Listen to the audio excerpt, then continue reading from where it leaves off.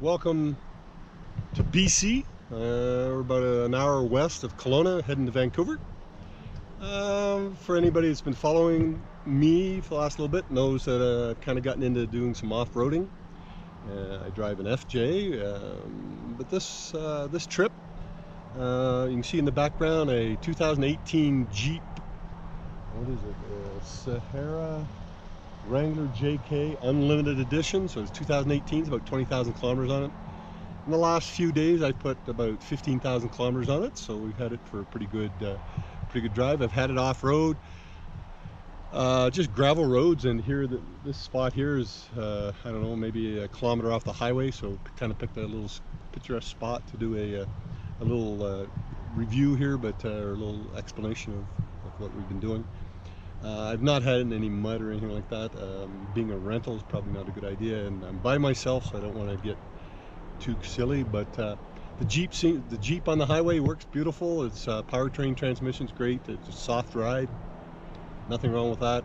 A little bit of noise around the doors. Other than that, it works well. The fit and finish is good. It's pretty. It's funny that it's white. Living in Doha, 9 out of 10 vehicles are white, and here I am in Canada with a white vehicle, but that's fine. There's really not too much to say about the vehicle. I mean, it's just a standard stock Jeep.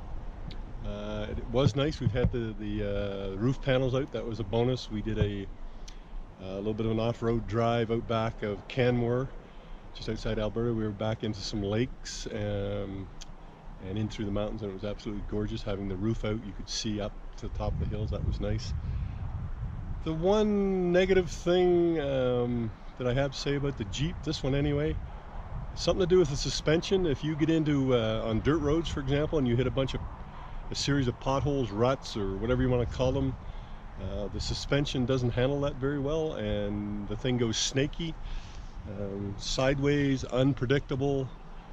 I could see it putting you in the ditch if you weren't careful with it or had a little bit of misfortune.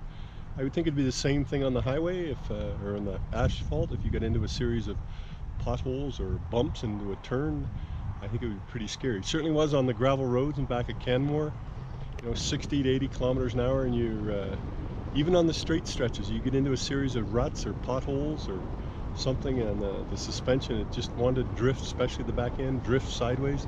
I don't know what that's all about. It's unpredictable what it's going to do. Perhaps some of you folks, I know some of you have Jeeps, you can explain that to me. It must be well documented what that's doing. I've never experienced a car do that before. Again, it's a series of potholes, a few mosquitoes. Don't miss those in Doha at all. So like I said, from the outside, pretty standard. Works great. Nothing wrong with the vehicle. It's a pleasure to drive, other than what I've been talking about. I don't know if you can see the highway in the background. We're just off the road a little bit, but it's a very picturesque spot. Again, all in all, it's a great vehicle. Wouldn't hesitate to get one. I know there's a ton of aftermarket stuff. These vehicles are very popular in Doha, and I think they're very popular here in Canada.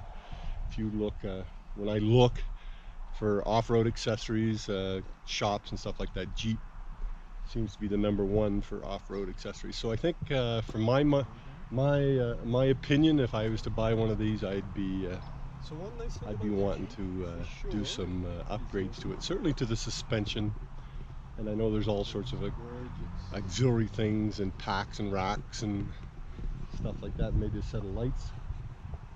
Other than that, it works really good. Very impressed.